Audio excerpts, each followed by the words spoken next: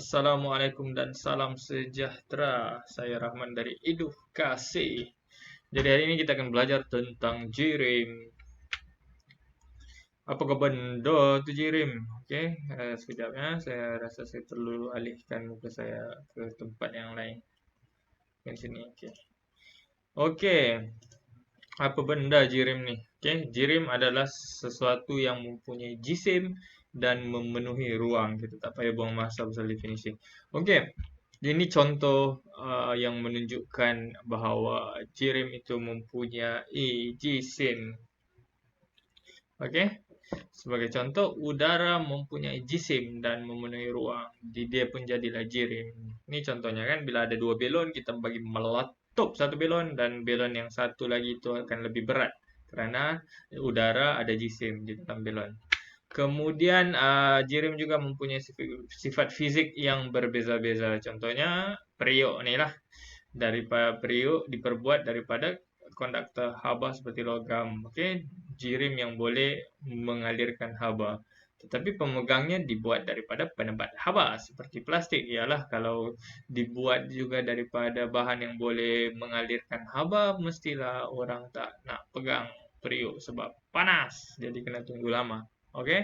So jirim juga mempunyai takat didih dan takat lebur yang berbeza. Apa itu takat didih dan takat lebur? Nanti kita boleh baca sini.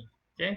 Takat lebur ya air adalah suhu tetap ketika ais berubah menjadi cair. Takat didih untuk air mendidih lah.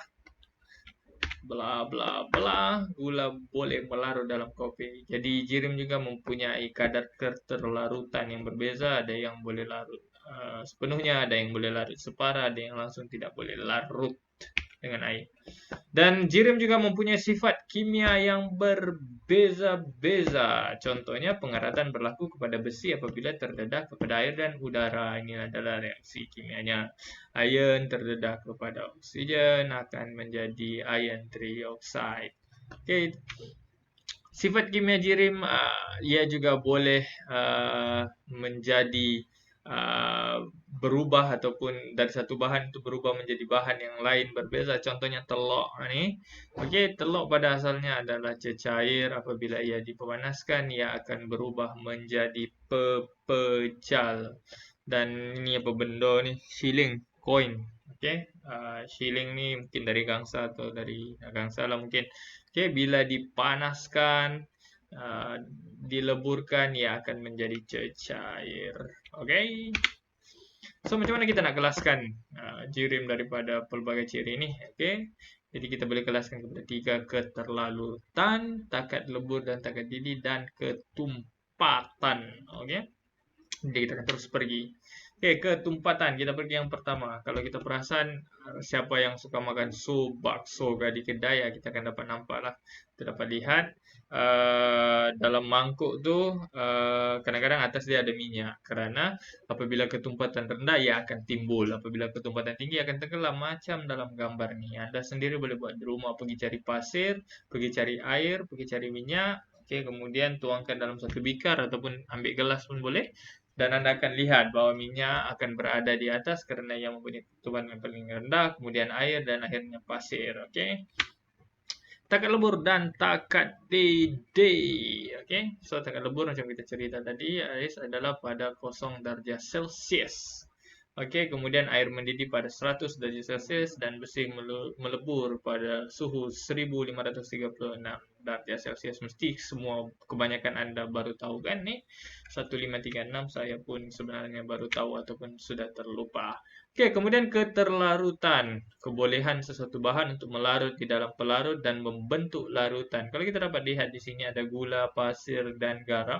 Kita dapat lihat ia mempunyai kadar keterlarutan yang berbeza-beza. Kalau boleh perasan, kalau anda perasan pasir ni dia tidak melarut sepenuhnya, okey. Dan kalau gula dari gambar nampak ya seperti larut, garam pun seperti itu, okey. Kita teruskan kepada jirim, okey.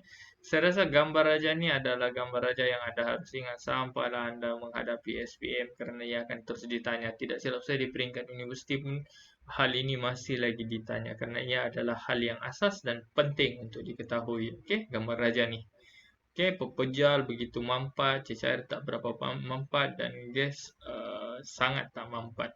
Jadi jirim ini terdiri dari zara-zara seni amat kecil dan sentiasa bergerak. Jadi apa tuh zara-zara kecil ni lah, bulat-bulat. Satu ni zara, dua ni zara-zara, tiga zara-zara, empat zara-zara.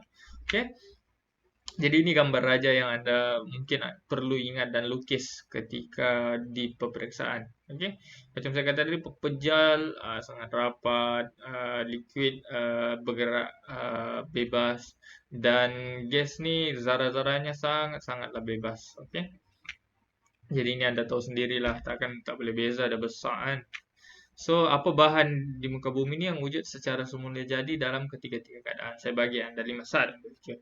1, 2, 3, 4, 5. Okey.